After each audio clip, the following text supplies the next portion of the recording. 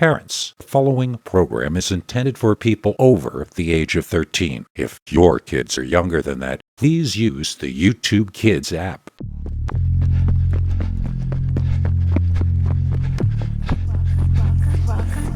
Welcome to Scary Stories, the channel that tells you scary stories.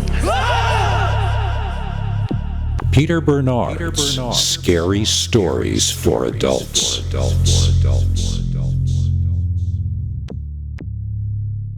Welcome to Scary Stories NYC. I'm your old pal Bigfoot. We have 3 all-new scary Dogman stories for you today, but we have no executive producer for this episode. We've lost 2 of our favorite paid subscribers recently due to economic woes.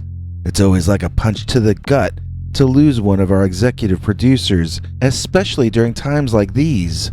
So, in mourning, we will have no executive producer at all for this show. If you'd like to executive produce our next episode, just join our very affordable club at peterbernard.com. Joining grants you access to over 7 hours of scary, uncensored Dogman stories available to nobody else on the planet, plus new secret stories every week at peterbernard.com. Now, get ready for 3 all-new scary stories sent in by viewers like you, either via our email address or our telephone hotline. Each of our stories today have to do with the North American upright walking canid, or something just like it.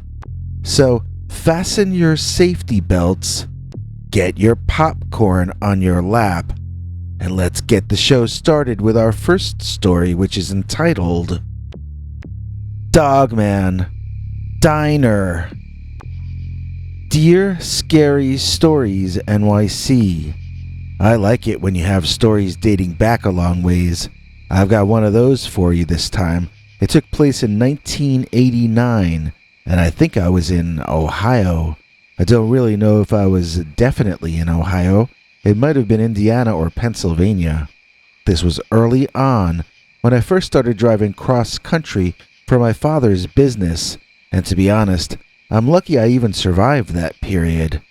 I think I was half asleep most of the time I was on the road back then, but the only time I ever saw anything really strange in all of my travels back and forth across America, it was after I had a good, stiff cup of straight black coffee. It was just around 6 a.m. as I pulled into the parking lot of a diner somewhere in the middle of the country, somewhere toward the end of the 80s. It looked like they were just opening up for breakfast, and it was still pitch dark outside. The diner was set back off the road a ways, and behind it stood what looked to my perspective to be miles and miles and miles of trees. I came into the establishment and found a middle-aged man cleaning up.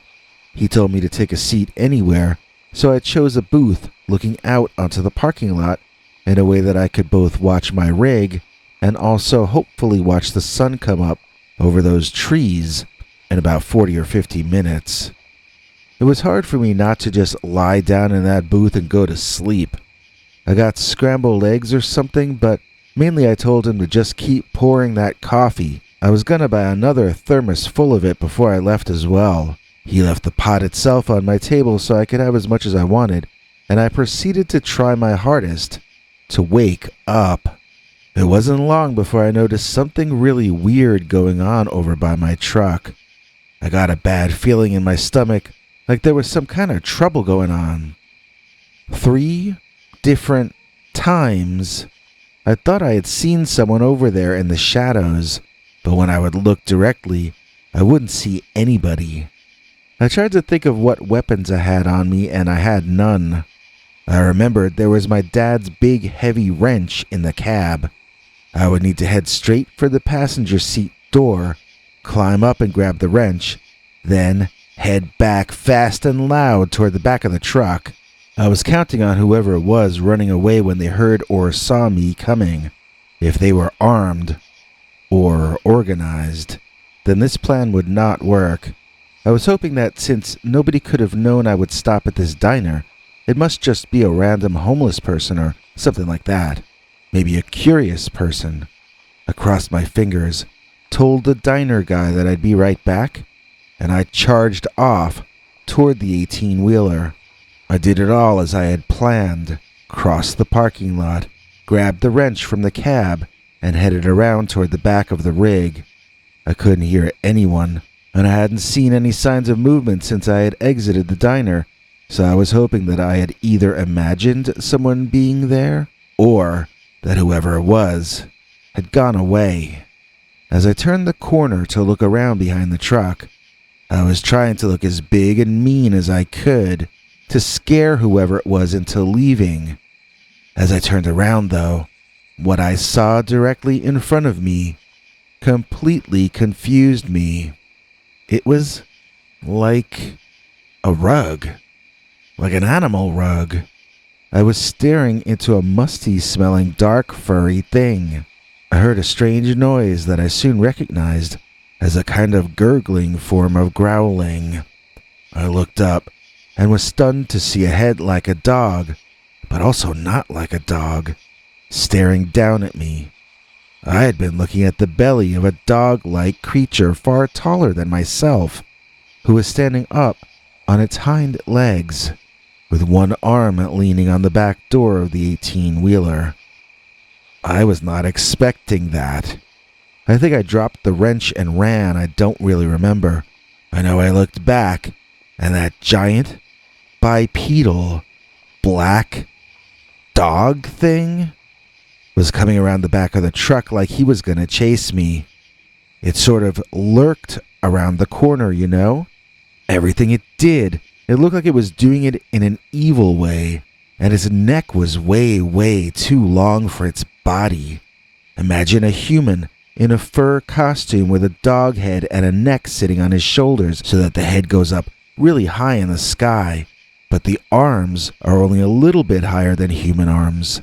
And imagine the sickest, meanest, most messed up looking dog face that you've ever seen. Then make it look beat up and insane on top of that. Then you'd know what I was looking at. It didn't seem like it ever did anything but end lives and consume the remains. It was a nightmare dog. That's what I would have called it if it were up to me. Not the Dogman, but the nightmare dog, because he's not just a dog that walks like a man.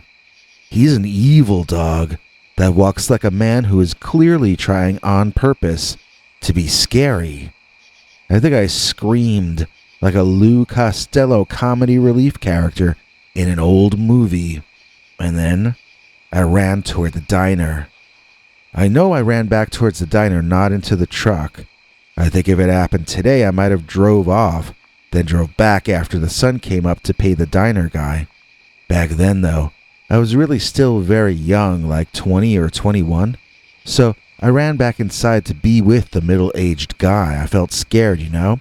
I guess I was running to the father figure, because I told him everything I had just seen, and I was really emotional about it. He did not act very fatherly toward me. In fact, he laughed instead. "You saw a dog? And it made you cry?" He couldn't get enough of my story, even asking me to tell it again. When I refused, he told it for me and laughed uproariously. I would have told him that it wasn't just a dog. It was a tall dog that stood up on its hind legs. But I don't think he would have found that any less funny than the first part. So I just sat there, drinking coffee, watching my truck out the window, and praying for that sun to come up over those trees so I could get back on the road. When the sun had lit enough of the sky that I could be certain that the Dogman was gone, I got my thermos filled for the rest of the drive. The diner guy tried to apologize if he was a bit rough on me, but he said he never saw a trucker cry before. Then the idea of a trucker crying over a puppy dog had him laughing again. I left on waves of laughter as I walked back to my truck on that strange morning. And that's my true, 1980s story of the Dogman Diner. We'll be right back with the James Bond Dogman right after this important word. You know what time is coming soon, don't you? The day of the wearing of the green skin. I'm inviting you to me St. Patrick's Day Dogman Party. The one and only Dr. Death St. Patrick's Day Scary Story Special. An extra long episode, and only us ghouls and ghosts and deceased individuals are invited. Oh, all right. You seem cool. You can come too. It all happens here on the Scary Stories NYC channel, Tuesday, March 17th. Feel free to arrive early. All my other guests are late. James Bond Dogman. Dear Scary Stories NYC, I once saw a dogman along the highway in New Jersey after I drove into the city to see a James Bond double feature. It was at 209 West Houston, the Film Forum. I usually had good luck when going there. One time I saw Plan 9 from Outer Space in the same theater that Johnny Depp was sitting in, there at Film Forum. Nothing particularly interesting had happened to me at the James Bond double feature, though, and I drove home alone with a sort of an anticlimactic feeling. It seemed like something was supposed to happen to me. Something weird always happened to me when I went to that movie theater in Manhattan. As I drove home alone, though, I had a vague feeling of stress, thinking that I had somehow been cheated. I know this sounded crazy. I had paid to see 2 movies. They had shown me 2 movies. Everyone had lived up to their end of the bargain. And yet, I had known somehow to go to the movies on that day, at that time. And even though I couldn't get a single friend to go with me, I went all the way into the city anyway. And I knew for a fact that there had to be something more about this than what had just happened. I hummed the themes to the movies. I fantasized about the Bond girls that had been in the films. I tried to make myself feel satisfied, as though I had experienced a special day. And yet, I was left feeling flat and dry. And then, the strangest thing that ever happened to me in my life happened. It was along Route 206, and I'm pretty sure I would have been in Shamong, New Jersey, heading south toward home, and I saw something that at once made me shout out in surprise and instantly begin weeping. That might sound like a strange reaction, but let me tell you what I saw. Out walking in front of me was this Patterson-Gimlin Bigfoot kind of thing, but it was thinner and wirier, and it had this head with a long snout and ears on top. I was thinking, this looks like a giant hyena man walking on his hind legs, and the way he walked was very human. It was like the Beatles crossing Abbey Road mixed with the Patterson-Gimlin Bigfoot. Do you know what I mean? He walked casually. To him, it was no big deal. He must cross that highway all the time over there, or at least he must have back in those days. I should have hit the brakes or something, I suppose, but I just sped by, then watched him finish crossing the road in my rearview mirror. You'd think, since I had been complaining to the universe that my day hadn't been special enough, that I would have gotten out and chased the hyena man, or at least slowed down to get a better look. I'll try to remember as much as I can about how he looked, but calling him a hyena man is a good start. He had a dog-like head, but a crazy-looking one, with ears that were huge and a bit cat-like. He had black fur from his eyes down to its mouth, including a black nose, much larger than a typical dog nose. But it was mostly colored brown. Brown? With other brown spots, I guess. The spottiness might be why it made me think of a hyena, but I'm pretty certain that what I saw had to have been the Dogman. And so when people ask me to tell this story, they usually say, "Hey, tell us the story about the James Bond. Dogman. We'll be right back with The Dogman I Imagined into Reality right after this. Hey Alicia, did you see that Jim Steranko is appearing at the Northeast ComicCon? I did not know that. Yeah, plus the amazing Kreskin. Oh my god, that's so like Festin or Raidering, yo. Plus, from the 1970s, it's John Davidson.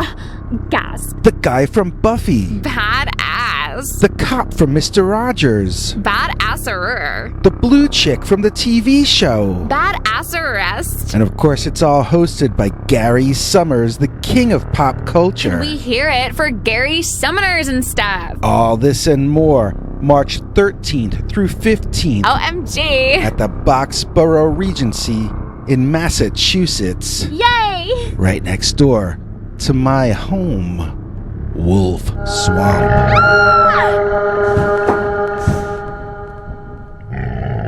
The Dogman I Imagined into Reality. Dear Scary Stories NYC. Both of my parents were lost in an accident when I was a kid, and I was left to be raised by my uncle Charlie. He had no other family and no wife, and it was hard for him to raise me, but he did the best he could. I was a brat. I resented him, and I thought he was overly strict. I never tried to see things from his perspective, and I began to dislike him so intensely that I would engage in childhood fantasies about his demise. One of my favorites involved him being attacked by the werewolf from the old movies. Actually, I don't think it was the Lon Chaney Wolfman.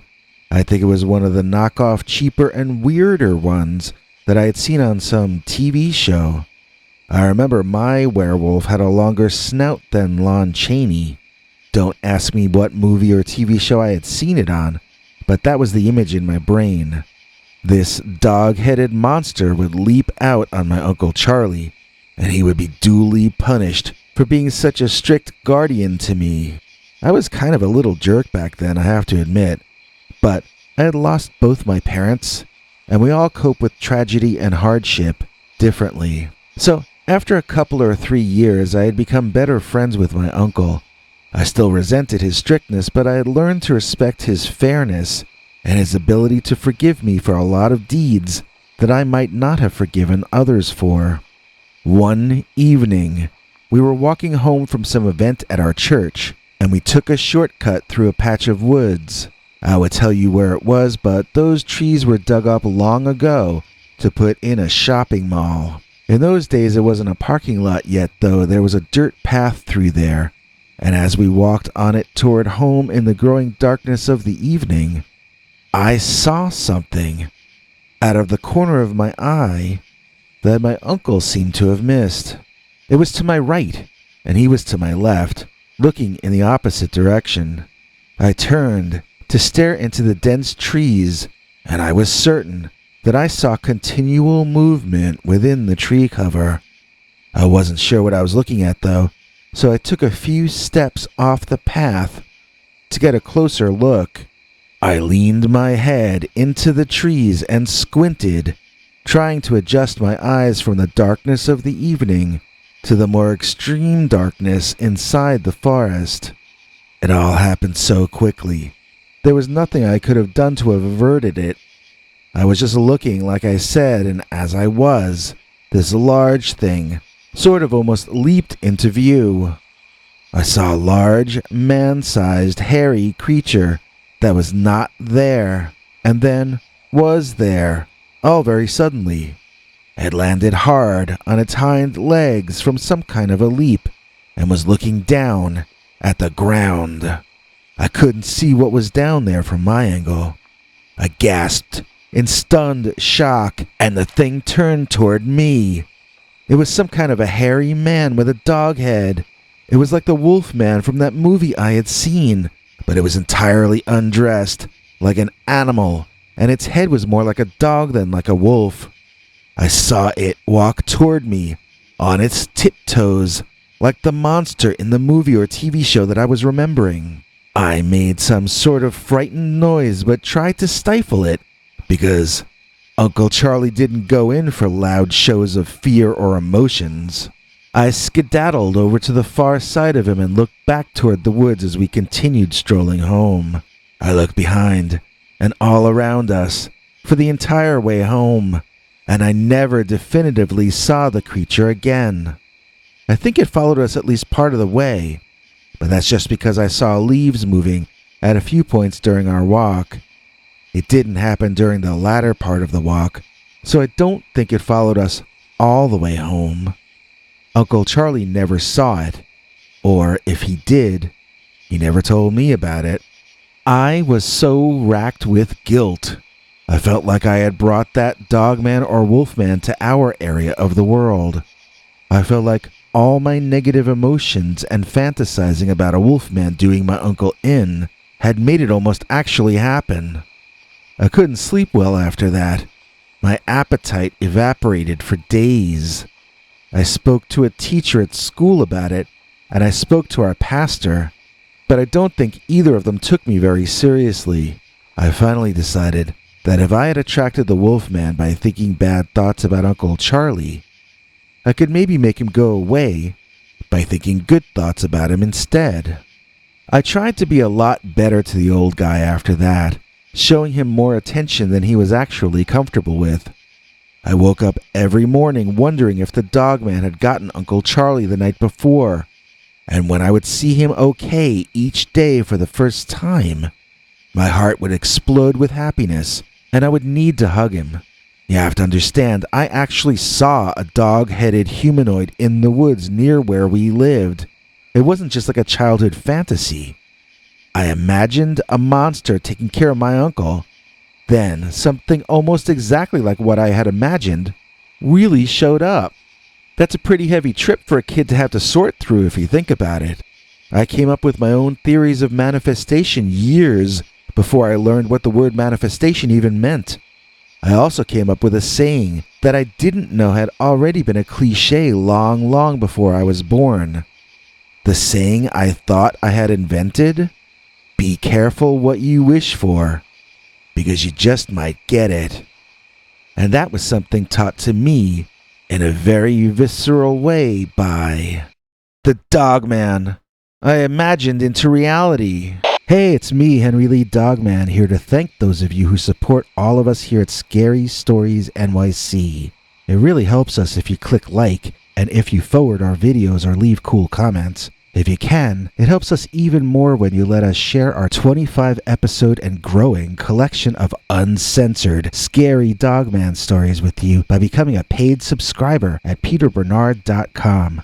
That's right, join our monthly club and get 25 stories right off the bat, each of them wilder than what we're allowed to tell you on this channel. Then, each Sunday, get another new scary story, usually a Dogman story, but always uncensored and secret, available nowhere else on the planet. Please consider joining us today at peterbernard.com and keep the scary stories coming. Thanks, everyone.